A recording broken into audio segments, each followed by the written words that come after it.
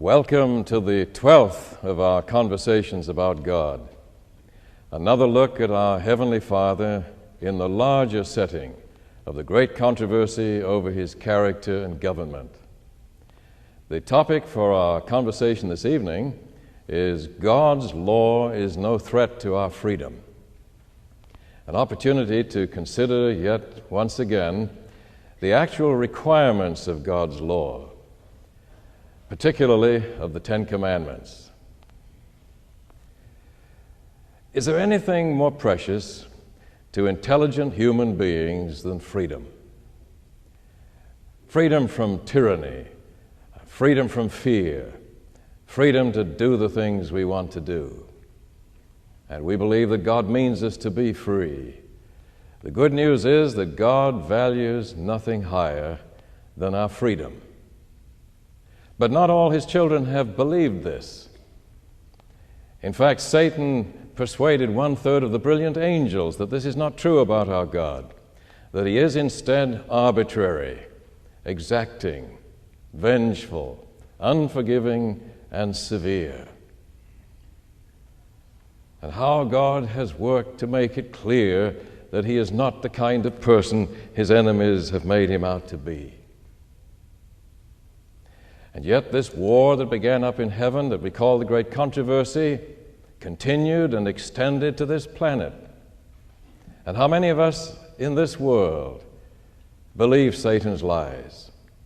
Even among very devout religious people, even among Christians who of all people should know better. For thousands of years now, God has sought to reveal the truth in this matter, not in claims, but with the evidence of demonstration. And last week, we considered some of the emergency measures God has used to hold the family together while He goes on demonstrating the truth. Most notable of these emergency measures has been His use of law, and most notable among the laws has been the Ten Commandments. But God's extensive use of law surely seems opposed to freedom, and it has indeed been seriously misunderstood. Consider, for example, Jesus' words on this subject to His disciples in the very first passage on the Bible reference sheet, John 14 and John 15. Jesus said, "If you love me, you will keep my commandments," and added, "You are my friends if you do what I command you." Now, what kind of friendship is it that demands obedience? And how do you fit "keep my commandments" with "you shall know the truth and the truth will set you free"? Now, sometimes this is explained to mean we are free so long as we do exactly what we're told. Have you parents ever tried that with your children? Now, children, we want freedom in our home. And we can have freedom so long as you do exactly what you're told. Do I make myself clear? And if your children are afraid enough of you, they'll say, "You've made yourself clear." But inside they may have serious reservations. It seems such a contradiction. Of course, everything depends upon how we understand what it is that God has asked us to do, and how we understand the reason why He even had to ask us in the first place. I believe, as I'm sure many of you do, that all God's laws, particularly the Ten Commandments, were given for our best good. And they were given especially to preserve freedom, not to infringe upon it. But law, the use of law, has been seriously misunderstood throughout the great controversy. And the most notable example of misunderstanding occurred about 1400 years after Sinai, when the Son of God came Himself to live among the people who had been especially entrusted with this revelation of God's will formulated in the Decalogue, the Ten Commandments. Of all people, They should have understood it was an emergency measure with Moses there to explain. There was no need to be afraid. But when Jesus came, he found a group of people who were totally preoccupied with God's laws and with obedience to their every detail. He never had to tell them not to make a graven image. They'd learned their lesson in the discipline of Babylonian captivity, and they never sank into ordinary idolatry again. He never had to tell them which day was the Sabbath. They regarded it as their highest duty to obey all 10 of the 10 commandments. He never had to urge them to pay tithe. Matthew records they used to tithe even the tiniest things, the seeds of the mint and the anise and the cumin, you remember. Nor did Jesus ever have to tell them that they should obey the laws of hygiene. He commented on the fact that they would even strain gnats out of their goat's milk, lest they should eat a forbidden insect. Nor did he ever have to tell them to search the Scriptures. He said they did it all the time, though they did it for the wrong reason in John 5:39. Nor did he ever have to tell them to be careful in their association with unbelievers. In fact, when they came in from the marketplace, they used to wash themselves in certain special ceremonial ways, lest they be contaminated by association with the Gentiles. You see, they all could say, like the rich young ruler mentioned in church last Sabbath, all these things we have obeyed from our youth up. Now, you'd think that in the face of such rigorous obedience and willingness to do precisely what they were told, you'd think that Jesus would be pleased and that they would recognize and welcome him when he came. But all heaven watched the incredible scene of those who claim to love God's law denouncing the lawgiver as a lawbreaker. Must have puzzled the angels a great deal. And so Jesus ventured to suggest that while they were working so hard to obey, that actually they were obeying for the wrong reason. And because they were obeying for the wrong reason, they really were not obeying at all. You can imagine how offensive this was to them.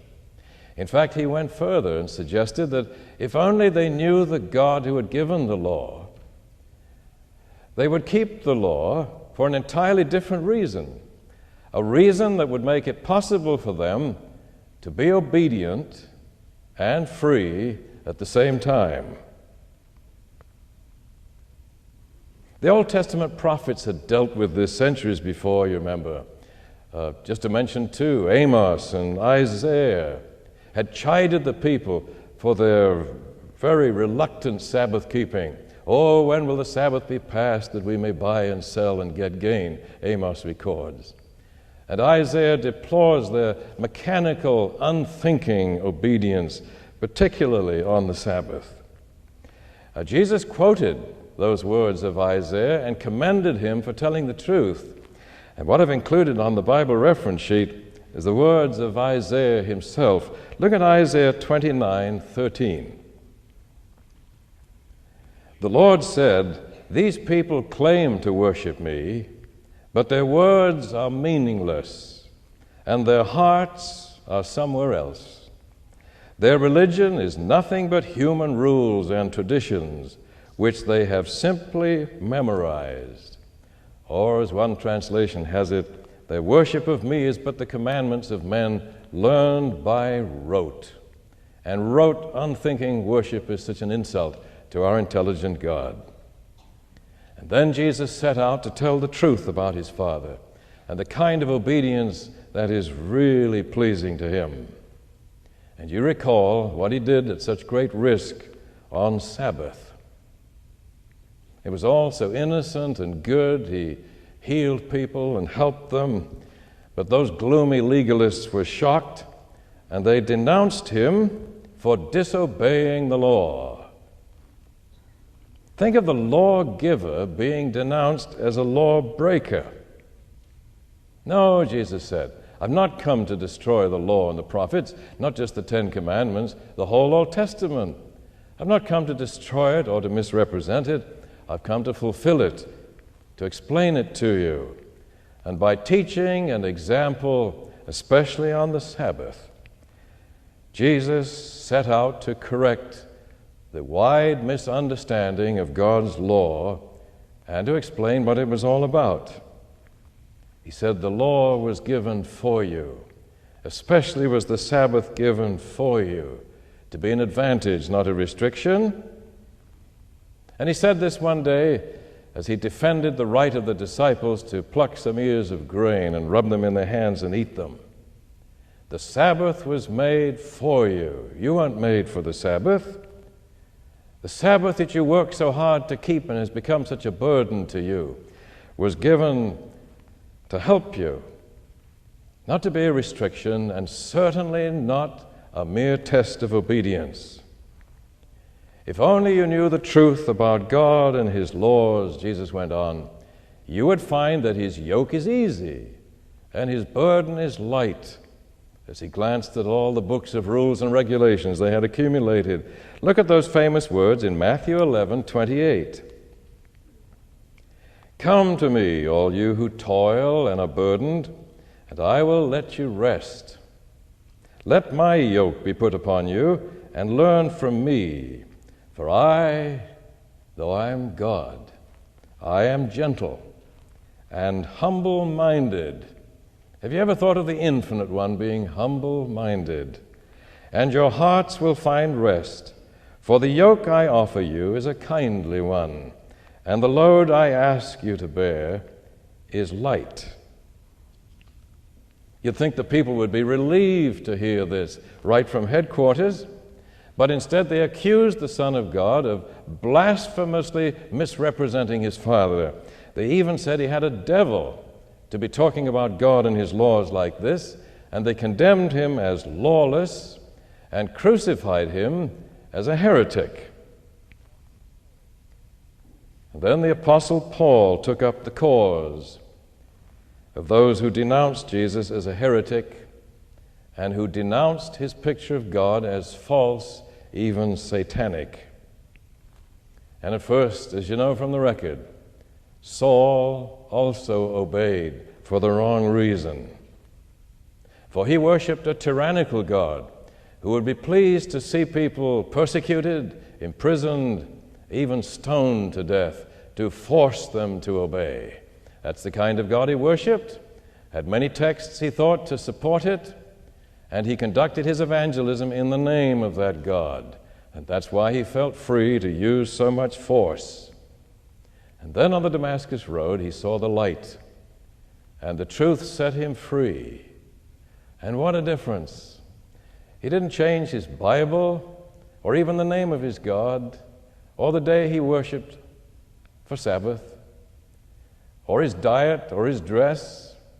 I mean, what did he change that day? All Saul changed was his picture of God. And from then on, who has spoken more eloquently about freedom and faith and grace and that Christ is the end of legalism as a way of being saved? That we're not under law, but we're under grace, for we worship a gracious God. Of course, don't misunderstand me in my new emphasis, Paul said. Do you think my emphasis on love and trust and freedom abolishes law?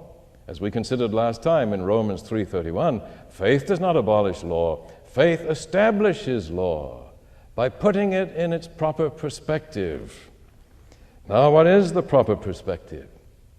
Well, you see, adopting Paul's understanding of the meaning of faith and trust, the person who really knows God, loves Him and admires Him for His wise and gracious ways, feels utterly free and perfectly willing to listen to everything God has to say and to give careful heed to all of His instructions. It's only wise and sensible to do so once you're convinced God is that kind of a person.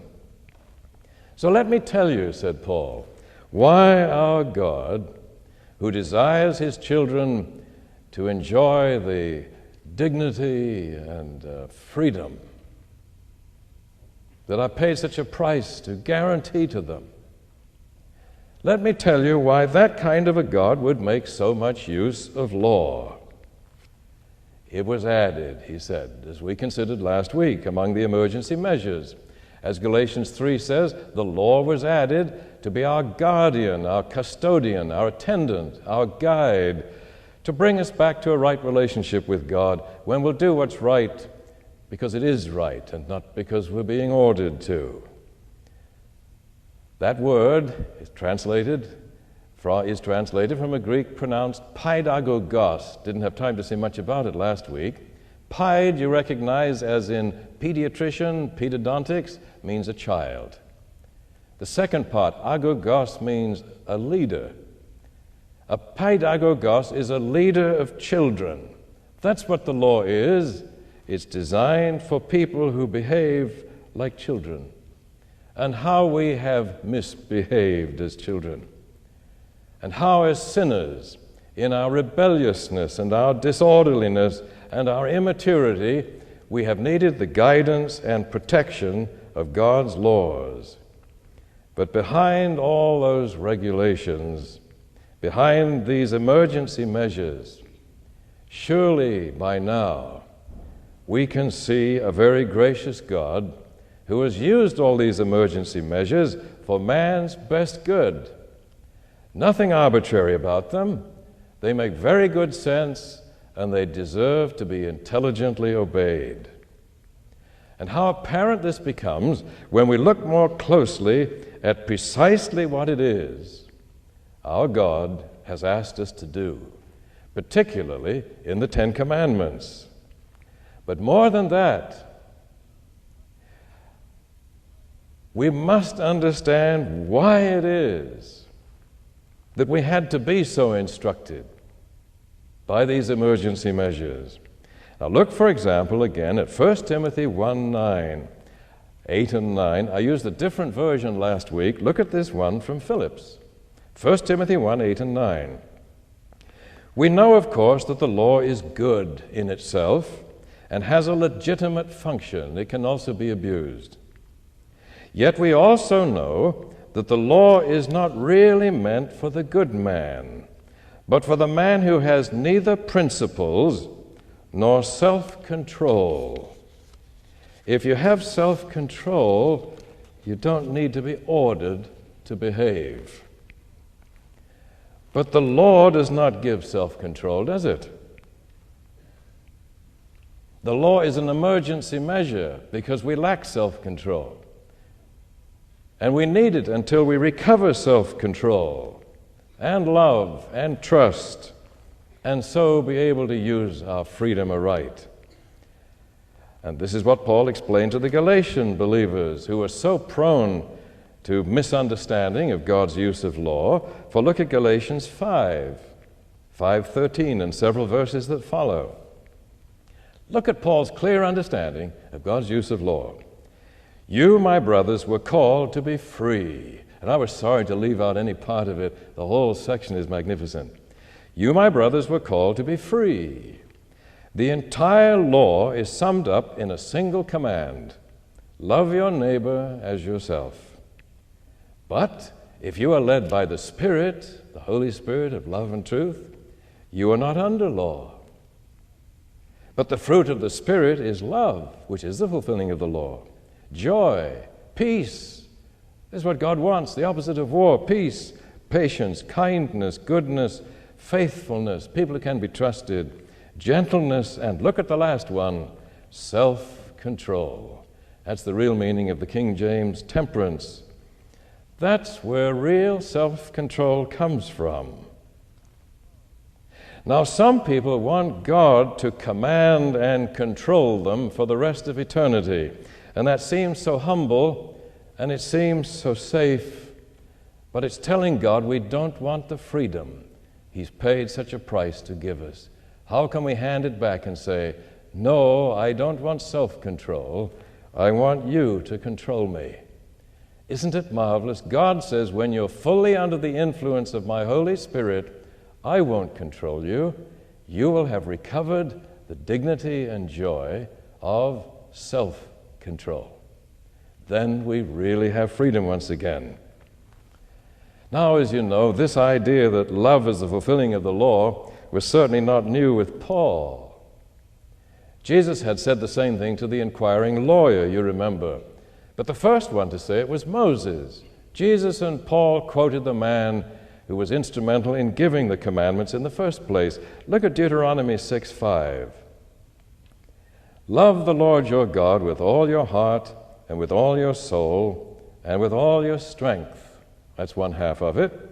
And then look in Leviticus 19, 17, and 18. Do not hate your brother in your heart, but love your neighbor as yourself. Jesus made it no clearer than that in words, did he? He quoted that from Moses right from the beginning. But you cannot really command things like love and not hating your brother in your heart, can you? But when people are misbehaving, you may say so as an emergency measure. But that's all it is. It doesn't provide the lasting motivation that God desires. Then, since even love is not clearly understood, and think how it's been grossly perverted through the years, Paul added 1 Corinthians 13, 4-6. This love we're talking about, that's the fulfilling of the law, is patient and kind. Love is not jealous or boastful. It is not arrogant or rude. Love does not insist on its own way. It is not irritable or resentful. It does not rejoice at wrong, but rejoices in the right. Now imagine living in a community where everyone lives as described in the Ten Commandments. That means everybody loves God and everybody loves everybody else, which means that no one's ever rude or arrogant or impatient. No one insists on having his own way. Can you imagine living in such a community? Would you be free? And then you go down through the details of the Decalogue. No one ever steals. No one ever kills. No one ever hates. No one ever lies. Everyone can be trusted. And even more than that, look at number 10. People not only never do anything wrong, no one ever wants to. That's the meaning of number 10. The one that bothered Paul so much at first, he thought God was interfering too much when he got in that deep. And finally, Paul said, that's what really guarantees our freedom.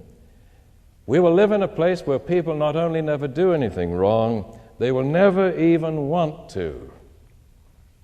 That means they've really been healed. And more than that, according to the first commandment, everyone loves and reveres the same God. What kind of a God do they worship and admire? Every member of God's family will admire the God who values nothing higher than the freedom of his children and who has paid such a price to prove it. A God who asks for nothing more than mutual love and trust. And that produces a unity that is inherent in our faith and the fact we all love and worship the same God. When you have a group of people who live like that, you have real freedom, real peace, real security. Seen in that light, the Decalogue is a guarantee of freedom. For God says, I will always run my universe this way. I'd rather die than change it. And some of us say, God, please do not change it. Will you please always run your universe in harmony with the principles of the Ten Commandments, or we won't be really safe and free.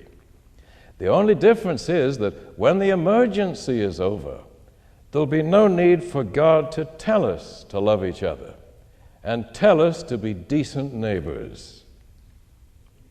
You see, the Spirit of truth will have convinced us that it's only right and sensible to behave like that. And that's the meaning of the law being written in our hearts, where a man does his thinking.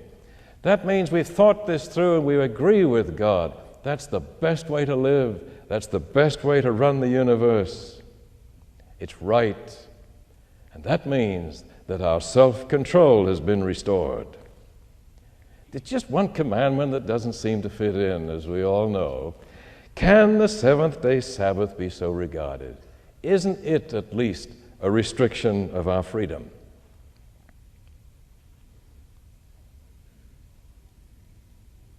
You remember our conversation number 10? We entitled it, "The Reminder of the Evidence." If the Sabbath is a mere arbitrary test of our obedience, it doesn't fit into this picture, this good news we've been talking about. But if the purpose of the Sabbath is to remind us of the truth, to remind us of the freedom in the Garden of Eden, to remind us of how God set his people free from Egyptian bondage, and how Jesus died on Crucifixion Friday to set us free in that way more than any other, by telling us there was no need to be afraid of God, then keeping the seventh-day Sabbath does fit into this. For we need to be reminded of these truths that are the basis of our freedom. And God gave the Sabbath to help us, not to test our obedience. Look at Isaiah's understanding of the Sabbath in Isaiah 58:13. If you cease to tread the Sabbath underfoot and keep my holy day free from your own affairs, if you call the Sabbath a day of joy and the Lord's holy day a day to be honored, if you honor it by not plying your trade, nor seeking your own interest, or attending to your own affairs, then you will find your joy in the Lord. Joy is one of the gifts of the Spirit of truth. What truth is it we've found that brings us such joy? The thing is, if we're willing to take time, as God has invited and asked us and urged us to do, to listen and to remember, and think of all there is to remember that is represented by the Sabbath, then we will find the joy that comes from knowing this truth about our God, that that's the kind of God we shall live with for the rest of eternity. The Sabbath then does fit in. If you were ever asked to explain why you obey God, assuming that you do, what answer would you give? Would you say, I do what I do as a believer because God has told me to, and he has the power to reward and destroy? Is that why you don't lie and murder? Nothing wrong in those things in themselves, but it upsets God when you do that, and that's a dangerous thing to do. Now, this might be all right for a beginner or a little child, but it makes God's laws seem so arbitrary. They have no sense in themselves, and that kind of obedience does not speak well and truly of our God. So would you rather say, I do what I do as a believer because God has told me to, and I love him and want to please him? Is that why you don't steal and don't commit adultery? It's not that you see anything wrong in these things in themselves. It's just that God doesn't like it when we do that. And he's been so good to us. Surely we owe it to him to do the things he's asked us to do, whether they make sense or not. Again, this does not speak well of God. It might be a little improvement from obeying from fear or desire for reward, but it still smacks of arbitrariness. It still does not speak well of God, though that's often thought to be the antidote for the first one. Could you say this? I do what I do because more and more I'm finding it to be right and sensible to do so. And how I admire and revere the one who so advised me and even commanded me in the days of my ignorance and immaturity, hastening to add, being still somewhat ignorant and immature, I am willing to listen to this God and to heed his commandments when he asks me to do something beyond my present understanding. That says God is not arbitrary, but that everything he's asked us to do makes such good sense, we should want to do it anyway. If you can say that, then Truly, God's law is no threat to your freedom, and you thank Him for it. James is thought to be the legalist among the Bible writers, but look at James 2, 8 and 12, the last on the list. If you really keep the royal law found in Scripture, love your neighbor as yourself, you are doing right. Speak and act as those who are going to be judged by the law that gives freedom. That's James. Even Luther didn't understand him that way. And then I ventured to add this at the end. Since Ellen White, who some of us regard as a real friend of God, since she has often been misunderstood as a legalist, I included one of her many descriptions of real obedience. Look at the bottom. The man who attempts to keep the commandments of God from a sense of obligation merely, because he is required to do so, will never enter the joy of obedience. In fact, he does not obey. True obedience is the outworking of a principle within. It springs from the love of righteousness, the love of the law of God. The essence of all righteousness is loyalty to our Redeemer. Abraham trusted God, and God said, that's what I want. That's righteousness. This will lead us to do right because it is right, because right doing is pleasing to God. I understand that someday we will be able to stand in the presence of God and say, God, we would do all these things from here on, whether you ever ask us to or not, because we agree with you that they are sensible and they are right. And God could say, that's good. At last you're free. Now you've learned the truth, and the truth will set and keep you free.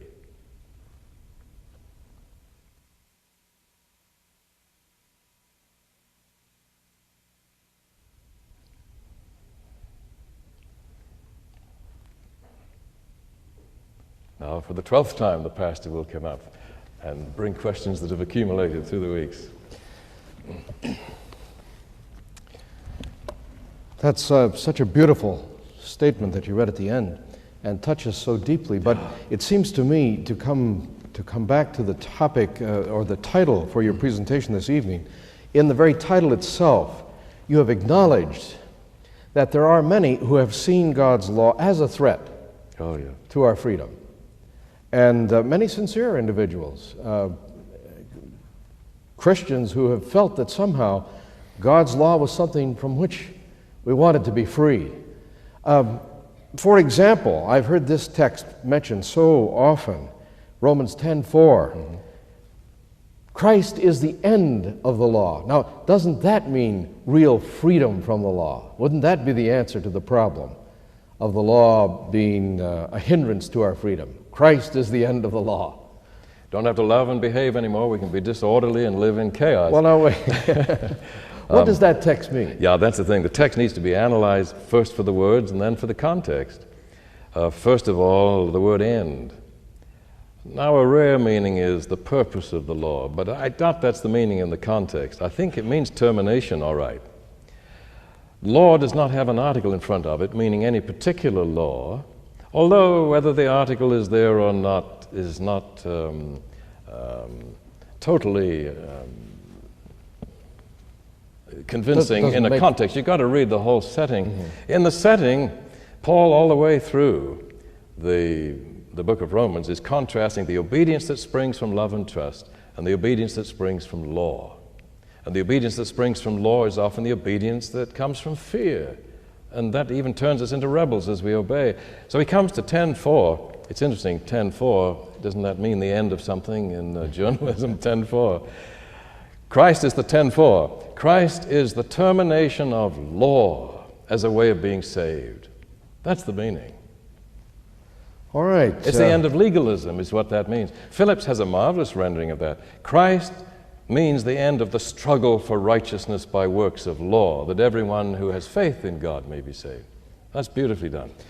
But along with a text like Romans 10:4, I think of the one in Romans 6, which I can hear someone asking, it says we're not under the law, but under grace. Mm-hmm. Now, isn't that another statement of real freedom, to not be under the law, but under grace? And again, what's the meaning of being under the law? And we often explain that as meaning we're not under the condemnation of the law.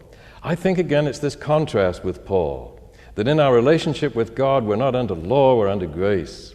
We do not deal with a legalistic God, we deal with a God who is graciousness personified.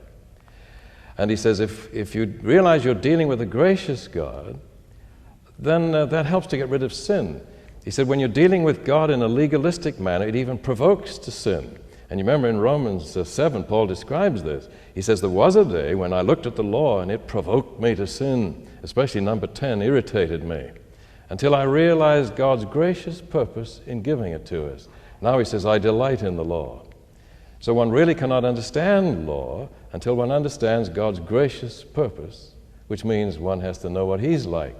And that's his message. We do not deal with a God of legalism, but a God of graciousness. Makes all the difference in the world. That makes sin even more serious. And then what you're saying is that in that setting, the law has a proper place. Very much so. One of God's emergency measures. Very wisely chosen emergency measures, yes. You've spoken about various of the Ten Commandments, but as I think about the seventh-day Sabbath, and remember Paul's statement in Romans 14:5 that the Sabbath, speaking in this context of the Sabbath, he says, let everyone be persuaded in his own mind. Now, isn't that just leaving it up for personal choice? What issue should we really make of this? Isn't it just a matter of how you feel about it or your personal opinion, as far as at least the Sabbath is concerned, the fourth commandment is concerned?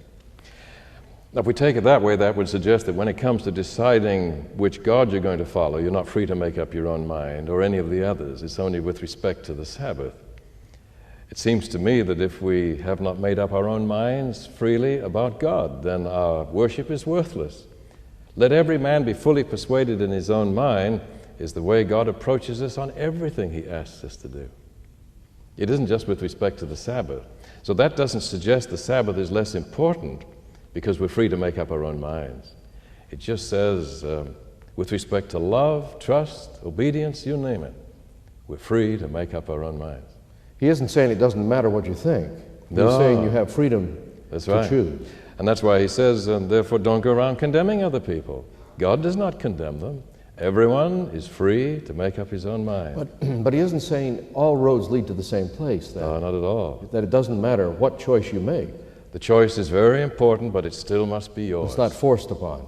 Now, before that, he wouldn't say, one man esteems one day above another, another man esteems all days alike, let everyone be persuaded in his own mind. Before he knew God as gracious on the Damascus Road, he would say, I know some of you are wrong on this, and I'm on my way to put you into prison, and I'll have you stoned for doing it. Not anymore. Now he'd learned that we're not under law, we're under grace. In your presentation this evening, it seems clear that you're convinced that we need to be attentive to all 10 of the commandments. But isn't a person, you've mentioned the word legalist here, isn't a person who is concerned about the law, who is even thinking about the 10 commandments, isn't that such a person a legalist? Isn't that the meaning of legalism, a person who thinks about the law? Shouldn't we be thinking about Jesus rather than about the law? Well, it's interesting when you think of the fact that to obey the law is to love. This suggests that the loving person is the legalist. And then it doesn't seem to make sense. But I think on a broader basis, one needs to consider the real meaning of legalism. Currently, my best understanding of the meaning of legalism is this. I believe that the essence of legalism is preoccupation with our legal standing with a legalistic God. And so many Christians are preoccupied with their legal standing because they don't really know God. They don't realize that He is a gracious God who is not preoccupied with our legal standing. But like the father of the prodigal son, He's very preoccupied with our welfare and whether or not we'll come home. That's what God is preoccupied with. So unfortunately, the word legalism is often misused. So I repeat it. The essence of legalism is preoccupation with one's legal standing with God. Well, now, Graham, then you're saying that a person might not be just concerned about the Ten Commandments. Let me ask you this. Could a person believe and accept, for instance, Christ's sacrifice in his or her place in such a way, could he or she think about that in such a way that they would, in effect, be a legalist? Yeah, this is something to say very carefully. But I really believe that's true. If you believe Jesus died primarily to adjust our legal standing with a God who's preoccupied with our legal standing, you are a legalist. And this means that you no longer take to God the blood of bulls and goats to adjust your legal standing. And I want to say this very reverently. We now take him, the blood of his Son, and say, will this adjust my legal standing? He said, that's good. Now you've brought me the right blood. This is legalism. So you're saying that the focus of our idea of salvation or our experience of salvation on some kind of meeting a legal requirement or satisfying some legal requirement becomes a matter of legalism. That's the devil's sad perversion. He's actually taken the death of Christ, which is a monument to freedom, and suggests that God is not preoccupied with our legal standing. He's turned that into just another ceremony to adjust legal standing. In other words, those who misunderstood the ceremonies in Old Testament times, but then became Christians, applied the same misunderstanding to the cross and to the blood of Christ. It's just that now they had better blood and more persuasiveness with the Father to adjust their legal standing. It sounds terrible to say that. With that, it seems to me you've opened the idea of the meaning and the problem of legalism to a much broader perspective, a very important perspective. You've given us something to think about. And it supports the devil's charge. You see that God is arbitrary, exacting, vengeful, unforgiving, and severe. See, all legalism is based on the conception that God has to execute those who disobey him. Therefore, forgiveness will take care of it. That's what produces legalism. Well, now, I want to come back to a basic question that I've heard again and again, and I'm sure will be in the minds of many of our hearers. How do you answer the question then, must one obey God's law to be saved? You've said the law is not a threat to our freedom, but on the other hand, don't I have to obey it in order to be saved? Well, maybe the safest way to approach that in a brief time is to consider the word obedience. The biblical word means to hearken, to listen. The Greek word is to listen humbly. As Micah said, all God asks of us is that we walk humbly before our God. The thief on the cross didn't have much time to live up to all the precepts of the many, many laws that have been used as God's emergency measures. But he certainly was humbly and gratefully and reverently willing to listen to the one in the middle. And he died willing to listen, sincerely, honestly willing to listen. He will arise in the same frame of mind, and he has much to learn, but he'll be a good pupil, a good disciple, like last week in church. He'll be a good disciple. That means he's willing to listen, to accept instruction, to accept correction. Would you feel better then, Graham, if I didn't say you have to obey God's law to be saved, you have to listen to be saved? Well, to go beyond that even, to obey God's law is to be loving. Well, do I have to be loving to be saved? Well, Jesus said to Nicodemus, unless you be born of the Spirit, you'll not be saved. And the man who's born of the Spirit, whose fruit is love and truth, will now have truth in the inner man. He'll have a new heart and a right spirit. Yes, I would say unless one has the essence of the beginning of this experience of love and trustworthiness, he will not be saved. And that's 1 John. Hereby we know we've passed from death unto life because we love the brethren. I mean, unless we see the beginning of new regard for each other, we do not have the first symptom of salvation. Are you saying, in effect, that there's something wrong with the way I'm trying to press this question on you? You know, do I have to do this? I'm trying to find out, is there something I have to do to be saved? Is that the way I am saved? Am I saved because I do such and such? I'd love to jump to that. To one of our latest meetings is on the matter of perfection. Do I have to be perfect? I would say in all these things, these are not things God demands of us. He offers to us. He says, I offer you a new heart. I offer you a right spirit. I offer you healing. Do you want it? If I don't want it, I'm not savable. In fact, the word save means to heal. If I say I don't want to be healed, but to be healed is to have a loving heart and truth in the inner man. Yes. But let me try it another way, though. But to put the 10 Commandments on the wall the way one might do in a mechanical sort of a way, is to miss the whole point anyway. But our subject tonight has to do with a threat to our freedom. That's right. Now, out of what you've said, let me ask this, I trust respectfully. Am I really free if I have to love and obey? Isn't that what you're saying? Yes. I need to listen and love and obey, then am I really free? I've got to do this. Well, let's put it this way. If we live in a society where we don't love each other and we can't be trusted, there'll be no freedom. Ah, good point. There can't be freedom without it. There can't be freedom in a disorderly, chaotic society. In a lawless place, there can't be. So these are interesting questions. You see, isn't it interesting how you can phrase it in just such a way that it sounds like a burden, sounds like a restriction on our freedom, and then you stop to think, what's he asking us to do anyway? Just to love each other, to be trustworthy, to be safe, to be free? Who'd want to turn that down? You say, do I have to be free? Do I have to be safe? Do I have to be healthy? Do I have to be well? He says, no. And I can't command I'm free to it, choose. but I offer it to you.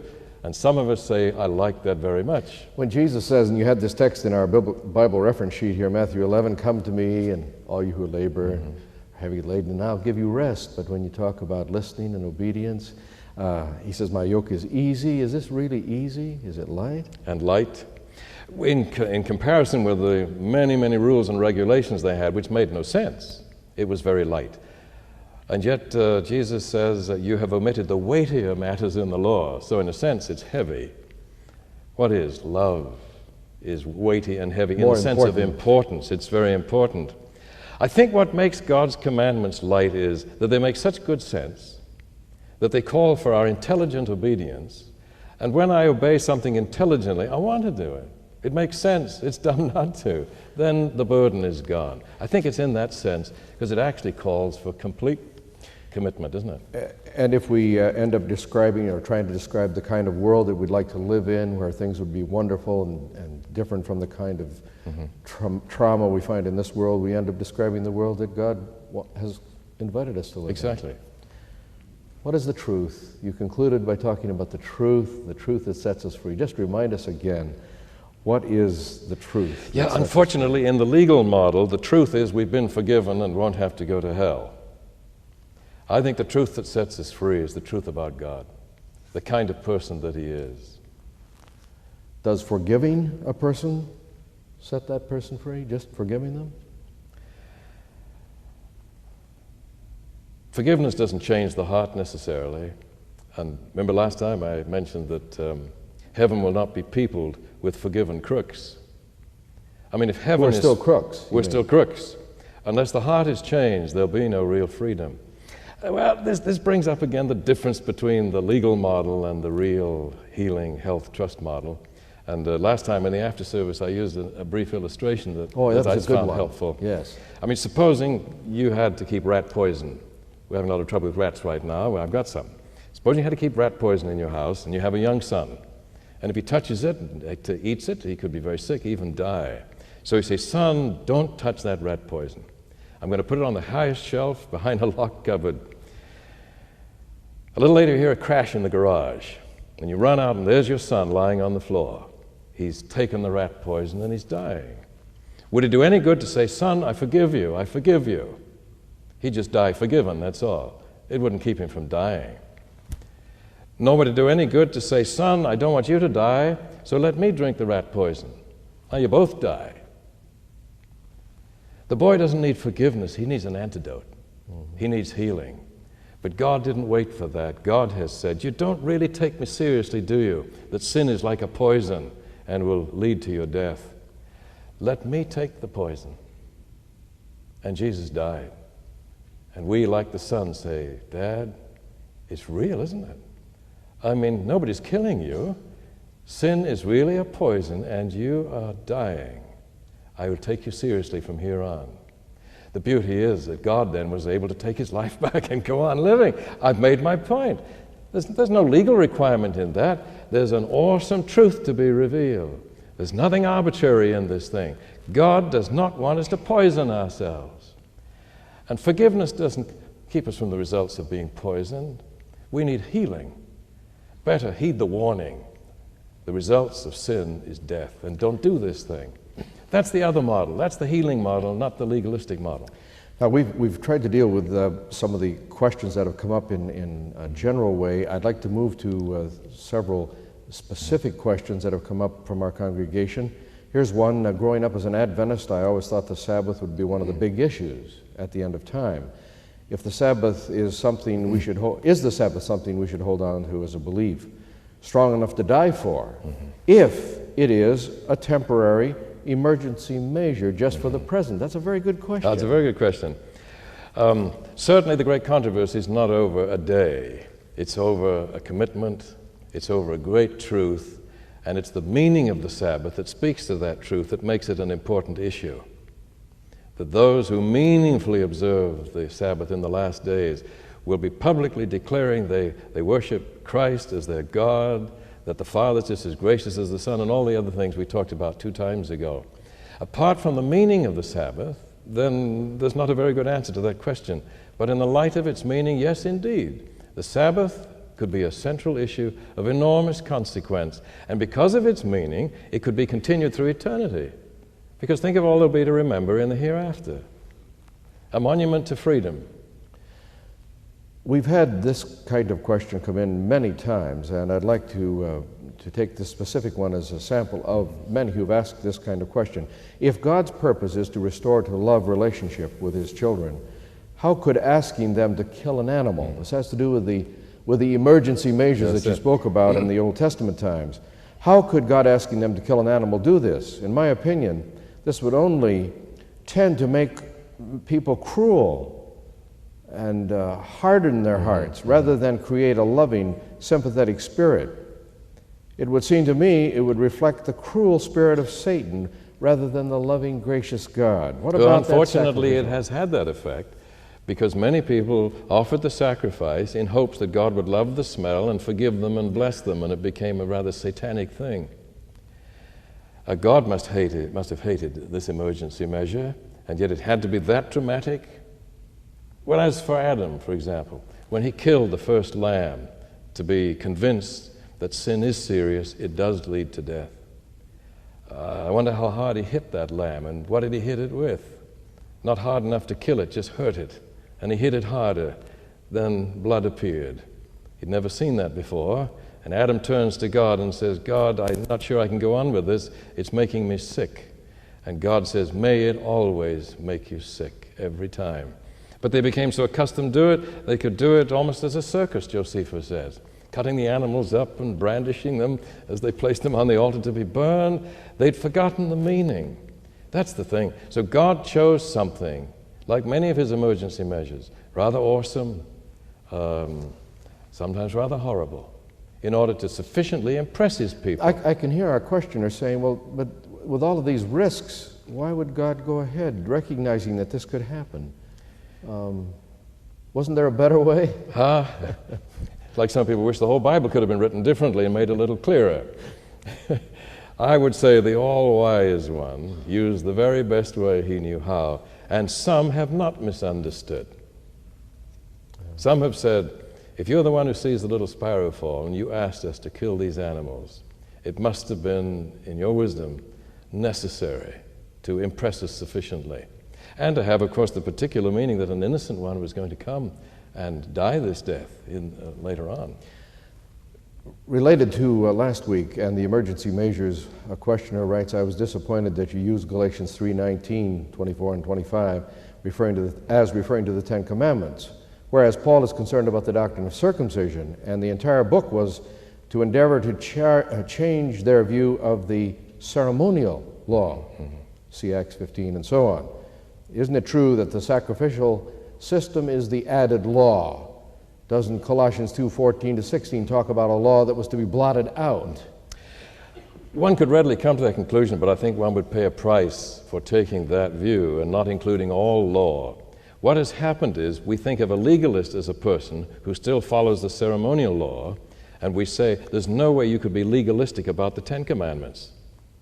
And yet the most damaging legalism has been with respect to the 10, and maybe the most damaging has been with respect to the fourth of the 10 commandments. So I believe Paul's point is about all law. All law was an emergency measure to bring us back to faith and a right relationship. All right. I think that's the point. And so if you leave out the 10, you're suggesting there's no way you can be legalistic about the 10. Let's see if we can cover these two in these last 2 minutes here.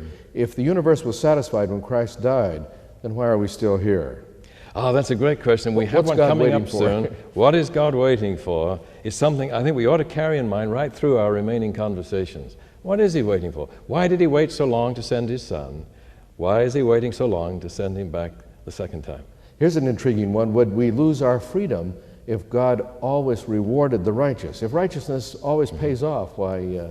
that might explain why he doesn't sometimes, as with Job in Scripture. It's true, if every time I did what was right, God would reward me, see what that would do in the way of motivation, then I do what I do because God has told me to, and he has the power to reward and destroy. I think that would produce obedience number one. And so people like Job were not rewarded right away, and he loved God anyway. Though God slay me, yet will I trust him, that friend of God was able to say. You made some mention here, in that number 3 about why we obey.